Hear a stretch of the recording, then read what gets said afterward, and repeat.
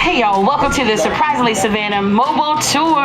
Come on, check out the great things we have to offer and visit Savannah. The Surprisingly Savannah mobile tour has rolled into town, and I'm telling you, it's pralines, it's honey tasting, it is sweet tea. They have turned this into a fully immersive experience.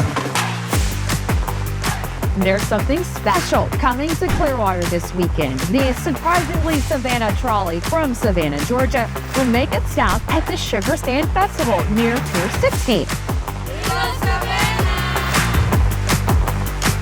was awesome. They gave us snacks and honey, told us about a lot of jobs for the area. It's really fun. And Succeed in Savannah is here if you're looking to relocate down south to the Savannah area. We got a little luggage tag. We have little giveaways for Tybee Island here as well. Yeah, I would visit Savannah. A 2-hour direct flight from here on Delta, very short.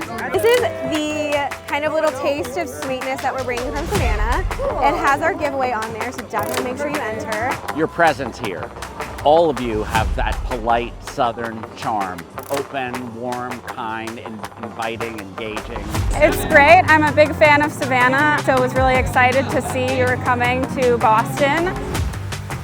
Get ready to have Georgia on your mind. Southern Charm is taking over Union Square. I'm here at the Surprisingly Savannah tour bus here at Oktoberfest. I'm with Warren. Savannah's one of those places that's on the bucket list for so many people. How long does it take to get to Savannah? It's about an hour and 15 minutes door to door. Everyone is going to want to go to Savannah after this